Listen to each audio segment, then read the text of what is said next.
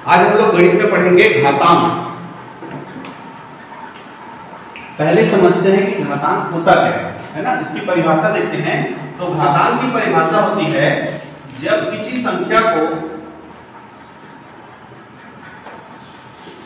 उसी संख्या से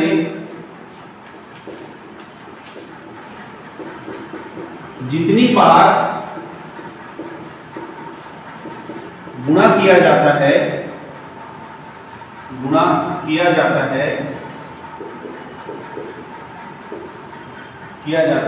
उतने बार को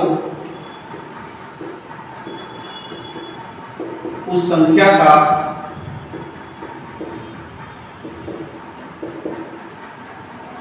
घात कहते हैं तथा वह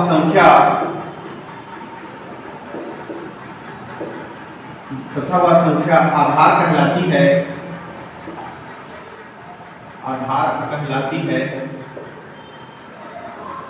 और इस प्रकार से बनी संख्या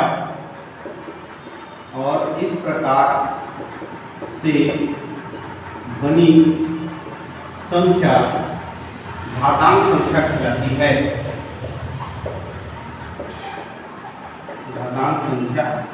कहलाती है।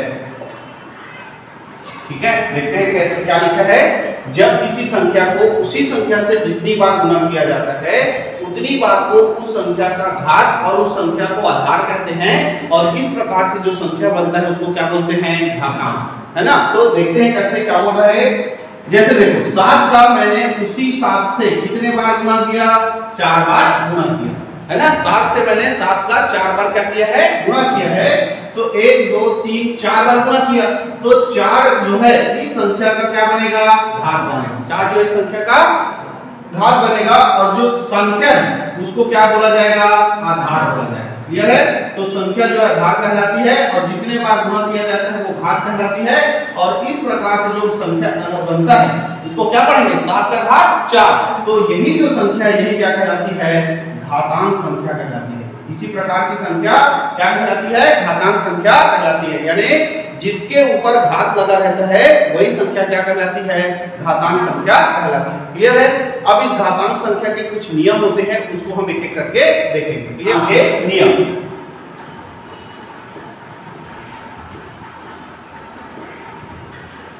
ठीक है, घातांक के नियम। जैसे कोई दो घातांक वाली संख्या है ना, दो घातांक वाली संख्या है, a का घात m और a का घात n और इनका आपस में क्या हो रहा है, गुणा हो रहा है।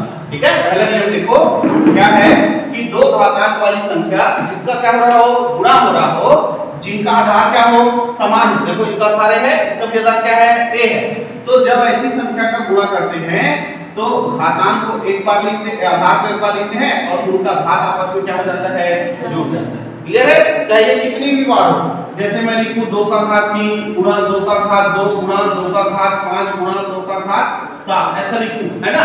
तो इन सब का क्या हो रहा है, गुणा हो रहा है और सबका घात क्या है, समान है।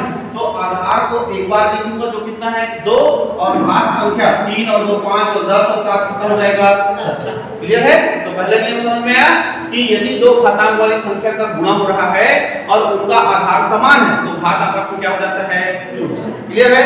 सेम दूसरा नियम होगा लेकिन भाग की जगह क्या होगा, गुणा, गुणा की जगह क्या होगा, भाग होगा। देखो यहाँ पर दो संख्या है, दोनों का आधार समान है, दोनों एक दूसरे क्या कर रहे हैं, भाग कर रहे हैं। इसको ऐसा भी लिख सकते हैं, a का घात m भागित a का घात n, ऐसा भी लिख सकते हैं। तो ऐसा जब भी हो कि दो घातांक वाली संख्या एक दूसरे को भाग कर रही हो और दोनों का आधार क्या हो, समान हो, तो घात आपस में क्या हो जाता है, माइनस हो जाता है। घात आपस में क्या हो जाता है, माइनस हो जाता है। जैसे ढंग से समझते हैं, जैसे आपको दिया है 2 का घात 15 और बटे में लिखा है 2 का घात 5, 2 का घात 15 बटा 2 का घात 5। यहाँ पे आधार समान है तो भाग हो रहा है, तो घात आपस में क्या हो जाएगा, माइनस हो जाएगा और 2 का घात कितना आ जाएगा, 10। क्लियर है। लेकिन अगर मान लो यहाँ पे 3 है तो ये होगा क्या, नहीं, क्योंकि इसमें आधार क्या है, अलग अलग। आधार क्या होना चाहिए, समान होना चाहिए। क्लियर है। ठीक है। यहाँ पे m है ना, तो 2 a का घात m बटा a का घात n, तो भाग हो रहा है, यहाँ पर क्या हो जाएगा, माइनस। क्लियर है। चलिए आगे तीसरा देखते हैं। यदि घात के ऊपर घात हो, a का घात m और इसके ऊपर फिर घात क्या है n, घात के ऊपर क्या हो घात हो, ऐसे कंडीशन में घात का आपस में क्या हो जाता है गुणा हो जाता है। अगर घात के ऊपर घात है तो घात का आपस में क्या हो जाता है गुणा हो जाता है। समझ में आया है ना? जैसे इसको भी समझते हो उदाहरण से, जैसे यहाँ पर 2 का घात 3 लिखा है और फिर घात में क्या लिखा है 4, तो इसको हम क्या लिख सकते हैं 2 का घात 3 गुना 4 बराबर 2 का घात कितना हो जाएगा 12। ये आपका कौन सा नियम है तीसरा। क्लियर है? इसी तरह हम देखते हैं चौथा नियम।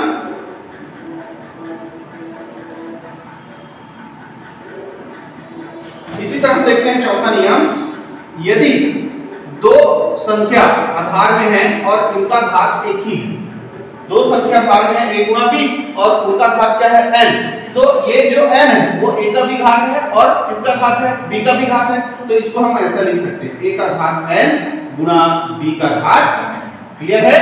यदि जो आधार की संख्या अलग अलग है लेकिन घात समान है, आधार की संख्या अलग अलग है और घात क्या है समान है, तो दोनों संख्याओं को आपस में गुणा करके घात को क्या कर सकते हैं कॉमन कर सकते हैं, या घात जो है क्या है कॉमन है, घात जो है कॉमन है तो उसको अलग अलग संख्या के रूप में भी लिख सकते हैं, अलग अलग करके लिख सकते हैं। जैसे उदाहरण से समझते हैं, जैसे यहाँ पर लिखा है 15 का घात 2, 15 का घात 2। अब इस 15 को मैं क्या लिख सकता हूँ 3 गुणा 5 का घात 2 लिख सकता हूँ। तो यहाँ पर ये जो 3 है उसका भी घात 2 है और 5 का भी घात क्या है 2 है, तो 3 का घात 2 और गुणा 5 का घात 2। क्लियर है? ऐसा लिख सकता हूँ। या मेरे को ऐसा दिया हुआ है कि 2 का घात 4 और गुणा 5 का घात 4, ऐसा दिया हुआ है, तो इसको मैं क्या कर सकता हूँ, देखो ये दोनों का घात अलग है लेकिन घात क्या है समान है, तो इसमें मैं घात को कॉमन कर सकता हूँ 2 गुणा 5 और पूरे का घात 4, तो यहाँ पर कितना हो जाएगा ये 10 का घात कितना हो जाएगा 4। तो अगर आपको ऐसा दिया है तो ऐसा लिख सकते हो और ऐसा दिया है तो ऐसा लिख सकते हो। ये है कौन सा नियम चौथा। क्लियर है? सेम ऐसी जैसे गुणा में है वैसी अगर भाग में है, जैसे a बटा b और पूरे का घात क्या है n है, तो इसको अलग अलग लिख सकते हैं a का घात n और b का घात n। क्लियर है? और अगर a का घात n बटा b का घात n है तो उसको हम a बटा b का पूरे का घात क्या लिख सकते हैं n। जैसे इसको ध्यान से समझते हैं, जैसे यही लिखा है 5 का घात 4 और बटा 2 का घात 4, भाग कर रहा है, दोनों का घात जो है क्या है समान है, तो इसको हम सीधा लिख सकते हैं 5 बटा 2 और पूरे का घात 4। क्लियर है? या अगर आपको दिया हुआ है 5 बटा 3 का घात 2, ऐसा दिया हुआ है 5 बटा 3 का घात, तो इस घात 2 को आप अलग अलग लिख सकते हैं, 5 का घात 2 और 3 का घात 2। क्लियर है? तो ऐसा दिया रहेगा तो ऐसा लिख सकते हैं, ऐसा दिया रहेगा तो ऐसा लिख सकते हैं। क्लियर है? इसी प्रकार अगला नियम देखते हैं, यदि कोई भी संख्या पर घात लगा हुआ है, ऐसा माइनस है, क्या है माइनस है ना, तो अगर हम इसके हर और अंश को चेंज कर दें तो जो घात का माइनस है क्या हो जाता है हट जाता है। जैसे मैं इसको लिख दूं 1 बटा a का घात n, तो इसका माइनस चिन्ह क्या हो गया। क्लियर है? या इसी को ऐसे लिखूं कि 1 बटा a का घात माइनस n लिखा हुआ है, तो इसको मैं a का घात लिखूं m, तो ये क्या हो जाएगा माइनस चिन्ह। क्लियर है? तो आधार अंश और हर में परिवर्तन करने से घात में लगा हुआ माइनस क्या हो जाता है हट जाता है। ठीक है? इसको एक और तरीके से समझ सकते हैं, जैसे a बटा b है, इसके घात में ऐसा m लगा हुआ है, माइनस m लगा हुआ है, तो इसको मैं क्या लिखूंगा b बटा a का पावर m। ठीक है? तो देख रहे हो कि अंश और हर में बदलाव करने से, अंश और हर में बदलाव करने से जो घात का माइनस है वो क्या हो जाता है। क्लियर है? ये है आपका घातांक का नियम। ठीक, लास्ट नियम इंपॉर्टेंट याद रखना घातांक का, कि किसी भी संख्या का यदि घात शून्य हो, किसी भी संख्या का घात यदि शून्य हो तो उसका मान हमेशा कितना होता है 1 होता है, उसका मान हमेशा कितना होता है 1। क्लियर है? तो ये है घातांक के नियम। ठीक है? अब एक चीज यहाँ पे समझो कि घातांक, जैसे हमने किसी संख्या का पक्षांतर किया, जैसे यहाँ पर लिखा है a प्लस b बराबर c, है ना, तो b का पक्षांतर करेंगे तो a बराबर c माइनस क्या हो गया b, पक्षांतर करते हैं तो प्लस का क्या हो जाता है माइनस हो जाता है, माइनस का क्या हो जाता है प्लस हो जाता है। उसी तरह देखो कि यदि आपके पास एक संख्या दिया है b का स्क्वायर बराबर c, b का स्क्वायर बराबर c, है ना, b का घात 2 बराबर c लिखा हुआ है। तो अगर मैं इस घात 2 का पक्षांतर करूं, घात 2 का पक्षांतर करूं, जैसे प्लस का पक्षांतर किया क्या हुआ, माइनस हुआ, तो यहां पर घात 2 का पक्षांतर करूंगा तो वो किस में बदल जाता है, 1/2। घात किस में बदल जाता है, 1/2 के घात में बदल जाता है। ठीक है, समझ में आ रहा है कि जब हम घात को पक्षांतर करते हैं तो 2 लिखा है तो पक्षांतर होकर अगली वाली संख्या पे क्या लिखेगा, 1/2 लिखेगा। यदि मान लो यहाँ पर क्या रहता, 3 रहता, तो यहाँ पे क्या हो जाता, 1/3 रहता। क्लियर है। और जब घात ऐसे रहता है, बटे में रहता है, जैसे c का घात 1/2 है, c का घात 1/3 है, तो इसी को हम क्या लिख सकते हैं, करनी c, इसी को लिख सकते हैं 3 करनी का घात c। ऐसा जब घात जो है 1 बटे में रहता है, 1/2, 1/3, तो 1/2 का मतलब ही क्या होता है, करनी होता है। 1/2 का मतलब ही क्या होता है, करनी, और 1/3 का मतलब होता है करनी का घात 3। क्लियर है। तो घातांक को जब पक्षांतर करते हैं तो वो किस में बदल जाता है, समझो, करनी में बदल जाता है। ठीक है ना। जैसे यहाँ पर b का घात कितना लिखा है, 2 लिखा है, b का घात 2 बराबर c, तो इसको जब पक्षांतर करूंगा तो c का घात 1 कितना होगा, 2, और इसी को मैं क्या लिख सकता हूँ, करनी c। तो मैंने घात 2 को पक्षांतर किया तो सीधा किसमें बदल गया, करनी। तो घातांक को पक्षांतर करने पर क्या बदल जाता है, वो करनी में बदल जाता है। तो घातांक का नियम पढ़ रहे हैं तो लगे आप क्या पढ़ लेते हैं, करनी का नियम। ठीक है, तो इसके बाद देखेंगे करनी का नियम। करनी के नियम, कोई संख्या करनी में है जिसकी घात n है, जैसे देखो ये a है और उसका घात क्या है, n, और इसके ऊपर पूरा घात लगा है n, इसके ऊपर पूरा घात कितना लगा है, n लगा है। तो इसका मतलब होता है कि किसके बराबर है, a के। कैसे हुआ बराबर है, मैंने अभी बताया कि करनी को हम कैसे लिख सकते हैं, घात में 1 के रूप में लिखते हैं। तो यहाँ पर ये कितना हो जाएगा, a का घात 1/n, और पूरे का घात कितना हो जाएगा, n हो जाएगा, होगा। तो यहाँ पर अब मैंने नियम बताया घातांक का कि करनी से घात का घात क्या होता है, गुणा होता है। तो a का घात 1/n गुणा क्या हो जाएगा, n, तो n से n कटा तो a का घात कितना बचा, 1, तो यहाँ पर कितना है, 1। तो कुल मिलाकर जब किसी संख्या के करनी का घात n होता है और पूरा का घात n होता है तो उसका मतलब क्या होता है, बराबर में वह संख्या। क्लियर है। तो करनी का ये क्या हुआ, पहला नियम, कि जब कोई संख्या है जिसके करनी का घात n और पूरे का घात n है तो बराबर क्या होता है, वह संख्या। क्लियर है। दूसरा नियम देखते हैं कि किसी करनी के अंदर जिसका घात n है, दो संख्या का क्या हो रहा है, गुणा हो रहा है ना, दो संख्या का क्या हो रहा है, गुणा हो रहा है। तो इन संख्याओं को अलग अलग हम करनी में लिख सकते हैं, अलग अलग हम करनी के रूप में लिख सकते हैं, ऐसा। ठीक है, या अलग अलग आपको दिया है, जैसे देखो करनी 2 गुणा करनी 3, तो इसको हम एक साथ क्या लिख सकते हैं, करनी के अंदर 2 गुणा 3, ऐसा। ठीक है, तो करनी के अंदर कितना हो जाएगा, 6। ठीक है, या आपको दिया हुआ है करनी 15, तो करनी 15 को हम क्या लिख सकते हैं, 3 गुणा 5, है ना। तो इसको अलग अलग लिख सकते हैं, करनी 3 गुणा करनी 5। क्लियर है, इस फॉर्मूले का मतलब ये होता है। ठीक है, अगला देखते हैं, जो गुणा में हो रहा है सेम वही किसमें होगा, भाग में होगा। यदि किसी करनी के अंदर दो संख्या का आपस में भाग रहा है तो उन संख्या को अलग अलग करनी के रूप में भी भाग दिया जा सकता है, ऐसे। ठीक है, जैसे इस चीज को लेते हैं, आपको लिखा हुआ है ये 2/3 और करनी 2 ऐसा, करनी 2/करनी 3। तो आप इसको एक बार करनी लिखकर करनी के अंदर क्या लिख सकते हैं, 2/3।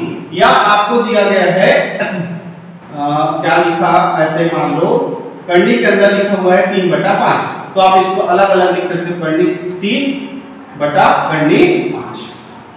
ठीक है, तो ऐसा दिया है तो ऐसा लिख सकते हो, ऐसा दिया है तो ऐसा लिख सकते हो। क्लियर है। अब अगला देखते हैं, अगर करनी n है, फिर अंदर में करनी n है, उसके अंदर ऐसा लगातार क्या है, करनी है, तो आप एक ही करनी लगाकर जो करनी का अलग अलग घात है उसका आपस में क्या कर सकते हैं, गुणा कर सकते हैं। ठीक है, ये करनी का क्या है, नियम। ठीक है, कि करनी अलग अलग घात की है और एक ही संख्या के ऊपर लगी है, तो उन घातों को आपस में गुणा करके केवल कितना करनी लगाया जा सकता है, एक ही करनी लगाया जा सकता है। ठीक, अच्छा, जैसे पहले नियम में देखे कि यहाँ पर करनी का घात और जो पूरा संख्या के ऊपर घात वो दोनों क्या है, समान है। दोनों क्या था, समान। यदि दोनों अलग अलग, जैसे यहाँ पर n और पावर में पूरा क्या हुआ m, तो इस m को हम करनी के अंदर भी लिख सकते हैं ऐसा, ठीक है। पावर जो पूरा संख्या करनी के संख्या का है तो उसको करनी के अंदर संख्या का भी क्या लिख सकते हैं, घात लिख सकते हैं। दोनों का मतलब एक ही होता है, ठीक है। आगे चलते हैं, एक और नियम देखते हैं।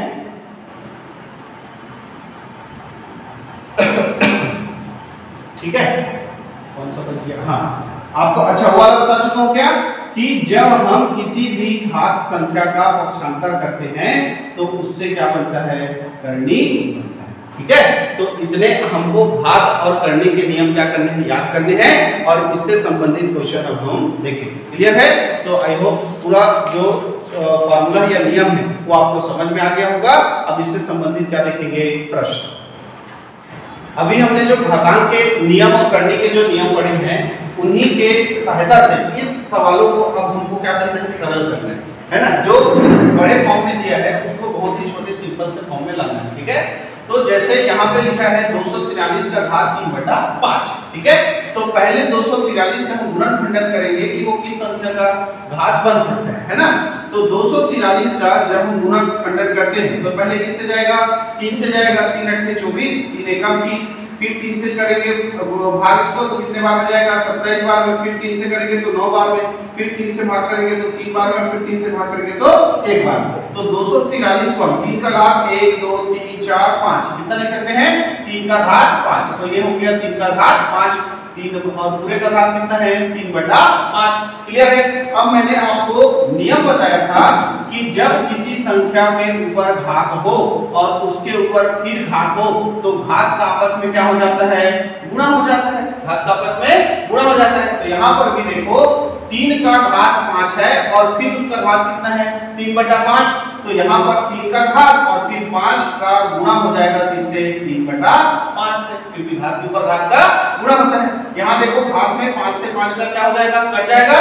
तो यहाँ पर 3 का घात कितना बचेगा, 3, और 3 का घात 3 मतलब 3 को कितने बार लिखेंगे, 3 बार। तो 3 तिया 9 और 9 तिया 27। तो इस तरह इस क्वेश्चन का आंसर कितना हो गया, 27। क्लियर है? इसी तरह दो और क्वेश्चन देखते हैं। यहाँ पर कितना लिखा है, 256। तो 256 का गुणनखंडन करेंगे, पहले किससे जाएगा, 2 से, 2 एकम 2, 2 दूनी 4, 2 अट्ठे 16, फिर 2 से, 2 छक्के 12 और 2 चौक 8, फिर 2 से, 2 तिया 6, 2 दूनी 4, फिर 2 से, 2 एकम 2, 2 छक्के 12, फिर 2 से, 2 अट्ठे 16, फिर 2 से, 2 चौक 8, फिर 2 से, 2 दूनी 4 और फिर 2 से, 2 एकम 2। तो 1 2 3 4 5 6 7 8। तो 256 को हम 2 का घात कितना लिख सकते हैं, 8, और पूरे का घात कितना हो जाएगा, 5/4। फिर यही नियम लगेगा कि घात के ऊपर घात है तो उसका गुणा होगा। तो 2 का घात 8 और उसका गुणा हो जाएगा 5/4 से।